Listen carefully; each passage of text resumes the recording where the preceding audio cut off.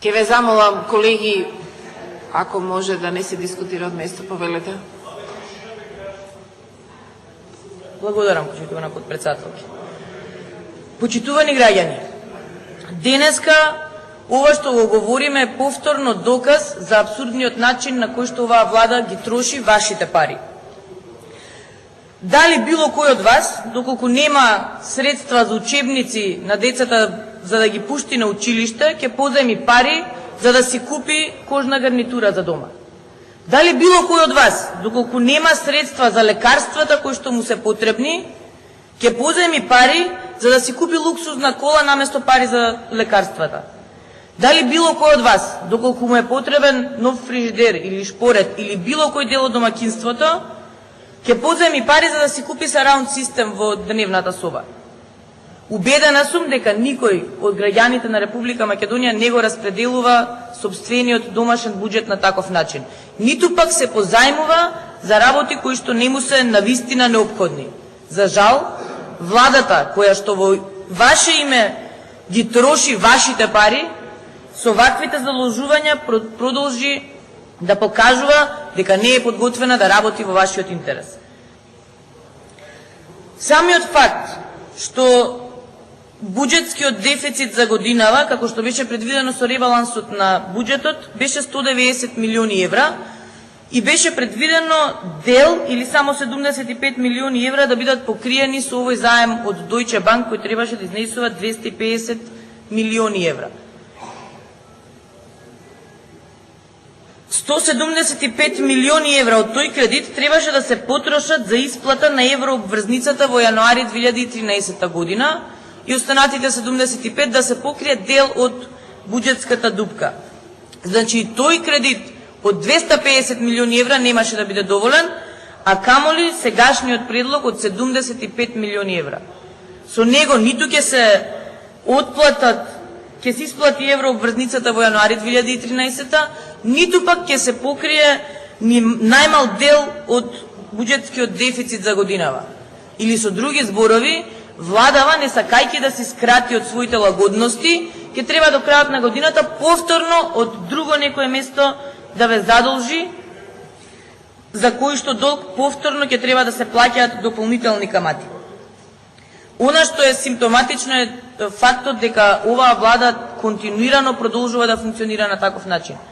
Наместо да искористам македонската да си ги спружи нозете колку што е долго чергичето, упорно трошат пари на споменици кои што во најмала рака не ни се потребни.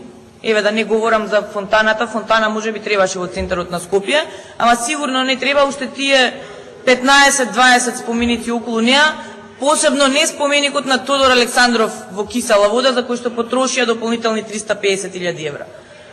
Трошат пари за нови автомобили модерни од 600.000 евра за потребите на Министерката за внатрешни работи, трошат огромни средства за економски промотори кои што не донесоа ни една странска инвестиција, а за основните потреби на буџетот, за да исплатат плати и пензии кои што се основна работа на владата, земаат кредит и ги задолжуваат сите идни генерации. Таквото функционирање доведе до фактот да 700 милиони евра долг се направи за само една година. 200 милиони евра се зема од кредитна линија за внимателност од ММФ, 130 милиони евра од Citibank и Deutsche Bank, 75 милиони евра од Deutsche Bank, 103 милиони евра од издавање државни записи од почетокот на годината до сега и така натаму и така натаму. Она што е жалното е што заради лошиот начин на водење на политиката на оваа влада и лошиот начин на распределба на овие средства, единствен резултат е пад на индустријското производство од 8,4% во првите 3 месеци од годинава и минимален раст од 3,3% лани.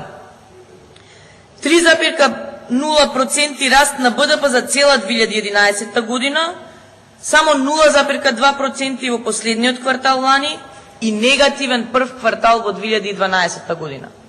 Навистина, почитувани граѓани, сметам дека е максимално несериозно вакви задолжувања да се поддржуваат.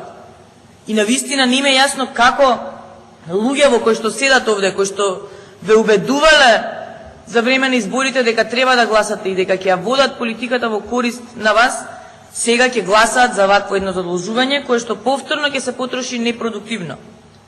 Само колку за подсетување, да не останеме во заблуда дека нели континуирано се задолжувале сите влади, ќе ве подсетам дека во 2002 година владата на СДСМ наследила долг од 1 милиарда и 50 милиони евра. На крајот во 2006 година тој долг изнесувал 981 милион или е намален за скоро 100 милиони евра. За на крајот на 31.3.2012 надворешниот долг на Република Македонија да изнесува 1 милиарда и 528 милиони евра, почитувани граѓани.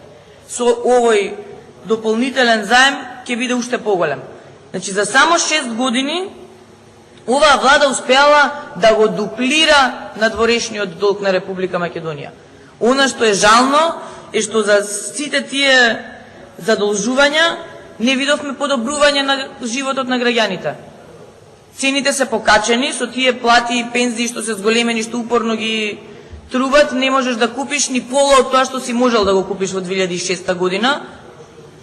Патиштата се раскопани, улиците не се асфалтирани, нови фекални атмосферски канализации нема, да не говорам за некои покрупни енергетски објекти кои што ќе доведат до намалување на цената на струјата.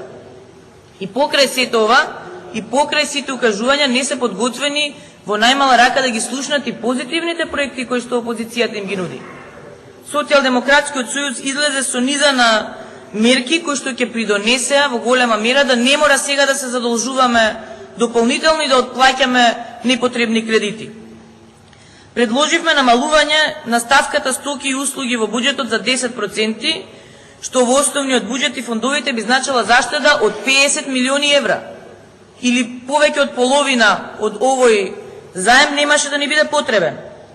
Предложивме да се вратат назад во земјата скапо платените, а воедно неефикасни економски промотори, бидејќи и така не носат странски инвестиции, а и покрај тоа што тие постојат, сепак премиерот заедно со цела свита од министри и советници се шета во Кина, во Санкт Петерсбург и по разни други дестинации за и тој да бара странски инвестиции.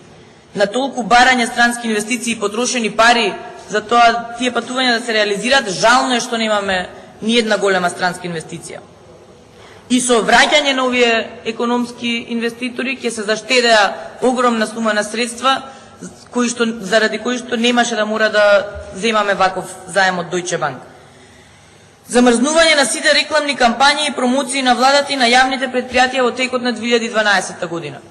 Затоа мислам дека не треба да ви кажам која сума на пари ќе се заштеди. Свесни сте сите дека кога и да пуштите телевизија ви излегуваат некој тип на владина реклама, дали од владата, дали од министерство некоја.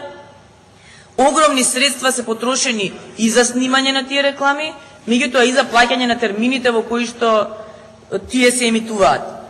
Само да се скратат тие средства, ова задолжување во Deutsche Bank нема да ни биде потребно. Намалување на 30% на бројот на членови на управните одбори во јавните институции и предпријатија. Има огромна плејада на луѓе кои што се членови на управни и надзорни одбори во јавните предпријатија, зимаат паушал за тоа што седат во тие управни одбори, а фактичката состојба е дека јавните предпријатија ќе можат да функционираат и со половина од таа бројка на членови која што сега ја имаат. Да не говорам за клиничките центри во кои што се триплираше бројката на членови на управни одбори. И ништо од овие мерки на владата не беше прифатливо. Предложивме и нови дополнителни мерки од типот на воведување на законска обврска за владата и јавните предпријатија редовно, јавно да го објавуваат нивото на задолженост кон приватниот сектор. Државата да издава гаранции на фирмите кон кои има долг доспеан повеќе од 15 дена. И така натаму, и така натаму. Жално е што наместо да прифати само еден дел од овие мерки и на тој начин да ги обезбеди средствата потребни за да функционира буџетот на Република Македонија, владата се одлучи дополнително да не задолжи со кредит за кој што ќе треба да плаќаме високи каматни стапки.